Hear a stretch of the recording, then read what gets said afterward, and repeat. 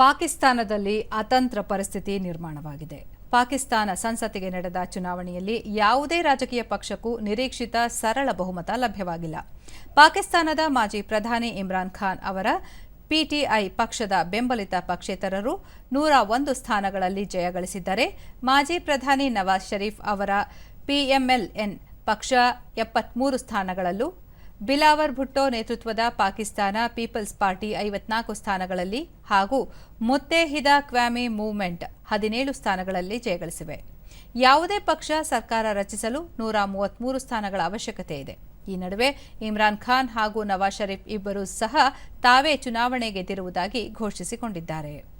ಮತ್ತೊಂದೆಡೆ ನವಾಜ್ ಷರೀಫ್ ಅವರ ಪಿಎಂಎಲ್ಎನ್ ಪಕ್ಷವು ಬಿಲಾವಲ್ ಭುಟ್ಟೋ ನೇತೃತ್ವದ ಪಾಕಿಸ್ತಾನ ಪೀಪಲ್ಸ್ ಪಾರ್ಟಿ ಜೊತೆ ಮೈತ್ರಿ ಮಾಡಿಕೊಳ್ಳಲು ಮಾತುಕತೆ ಆರಂಭಿಸಿದೆ.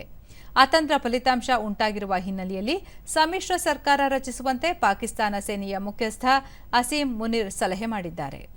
ರಾಜಕೀಯ ಪಕ್ಷಗಳು ಸ್ವಹಿತಾಸಕ್ತಿಯನ್ನು ಮರೆತು ಒಂದಾಗಬೇಕು, ಜನಸೇವೆ ಮಾಡುವಲ್ಲಿ ಸರ್ಕಾರ ರಚನೆ ಮಾಡಬೇಕು ಎಂದು ಅಸೀಂ ಮುನೀರ್ ಹೇಳಿದ್ದಾರೆ. ಈ ಮಧ್ಯೆ ಚುನಾವಣೆಯಲ್ಲಿ ಅಕ್ರಮ ನಡೆದಿರುವ ಆರೋಪದ ಹಿನ್ನೆಲೆಯಲ್ಲಿ 40ಕ್ಕೂ ಹೆಚ್ಚು ಮತಗಟ್ಟೆಗಳಲ್ಲಿ ಮರು ಮತದಾನಕ್ಕೆ ಪಾಕಿಸ್ತಾನ ಚುನಾವಣಾ ಆಯೋಗ ಆದೇಶಿಸಿದೆ. ಫೆಬ್ರವರಿ 15ರಂದು ಈ ಮತಗಟ್ಟೆಗಳಲ್ಲಿ ಮರು ಮತದಾನ ನಡೆಯಲಿದೆ.